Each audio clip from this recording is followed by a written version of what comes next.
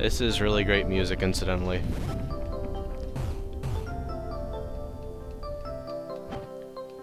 So, the Forest of Hope, probably my favorite level to navigate through. I think aesthetically I like the perplexing pool / distant spring the best, but this one is the only one that I don't freak out about. The ball bears and stuff sort of put a damper on how much I can actually enjoy just sticking around the distant pool, or the distant spring / the perplexing pool. Although it's not like I really spent too much. Oh, great ball bears. Okay, I thought that can of rocks was a ball bear, a sleeping adult ball bear, but actually the ball bears in this game aren't so bad. You just need like 70 reds and they're like the equivalent of 100 purples in Pikmin 2.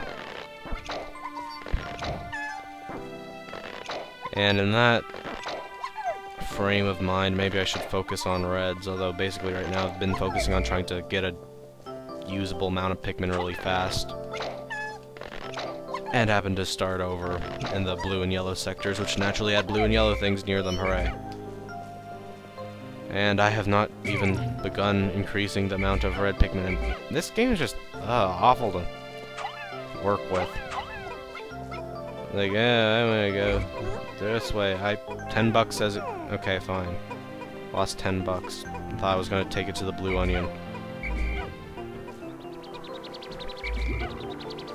And let's see, can I get the entirety of the reds on this, and then the majority will make it go to the red onion? I think I understand the physics of this game, but it's based on like an unofficial guide that's been generally right from what I remember of it,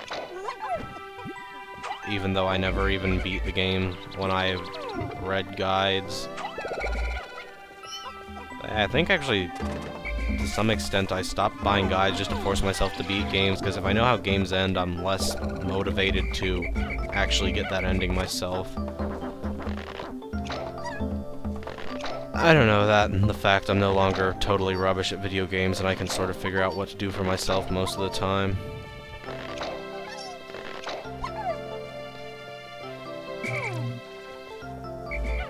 So I think Olimar should have just had the 3 primary colored Pikmin in Brawl, and then Louie could have had purples, whites, and Bulbmin and been like a far superior character. And I forget, Bulbmin still get popped in this game? Yes. Although, it's more morbid. Also, apparently, instead of going in Pikmin Play 'em on the Wii, they go like or some cartoony noise. That was actually probably a lot more entertaining than their cartoony noise, but I don't really like censorship. I think a lot of this game is that even though it didn't have blood and stuff, since we were just sort of dealing on such a small scale, there was no need for gore. It would be weird, especially since all the nutrients in the body are being converted into more Pikmin. I don't know, I think it ruins the feel of this game to make it any more cartoony than it already is with the bright colors and stuff, because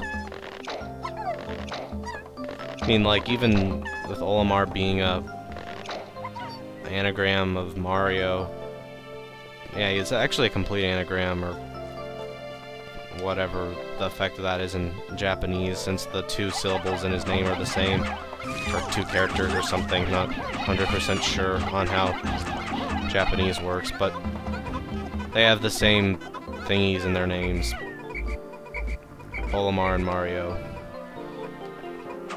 And it was almost like, oh hey, it's another game with the Mario. It has red little guys and everyone's happy, and except it's a morbid RTS survival horror game.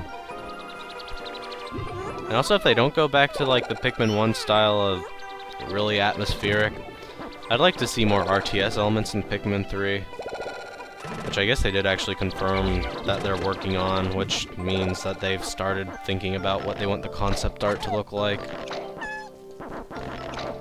But, yeah, Pikmin 3, as long as they don't royally screw it up, I really hope that the squeaky noises in Play It on the Wii don't make it in, but if that's, like, the only change, I could probably deal with that if they, like, stop showing Pikmin being impaled on the burrowing snitch bugs or whatever. I don't know, it's just this game, I've grown so attached to it over the years, or series, rather. It'd be a shame to see what happened to Brawl, to the SB series, happen to this. I don't know. I mean, the worst thing is, no matter what, it's gonna be well accepted because at least it's not a we have fun with families and Miis are the only playable character, and $5 says the 6th Pikmin type is me. I would actually enjoy that. Don't fail me on this one, Nintendo. What is up there? Oh, there's a ball bear. Ah. Don't mind the dwarf versions of ball bears in this game since they don't have malicious AI. I don't even really mind ball bears at all in this game since they sleep. Friggin' wandering ball bears give me nightmares. I don't think I've ever actually had anything bad happen to me because of it, but it makes me never want to go in the bloody distant spring because, like, every other day there's gonna be a beady longlegs smashing down from the sky, and every other day besides that there's gonna be a ball bear eating all the Pikmin that carried anything to my onion and were left abandoned for more than 5 seconds. Also, I really miss the Pluckaphone. If they do something to kidify the series in Pikmin 3D, I would definitely approve of Insta-Pluckaphone, because the first 2 games have given me more than enough plucking than I'll probably ever want to do again in my life. Okay, time to crush this. I think 67 should be enough.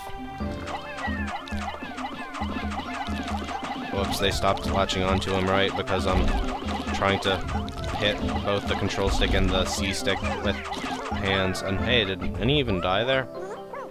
I think that guy takes a long time to chew even in this. I mean, when I think about it, Pikmin 2 actually was a lot harder than this because you had no time limit mainly, but sort of more about exploration than planning.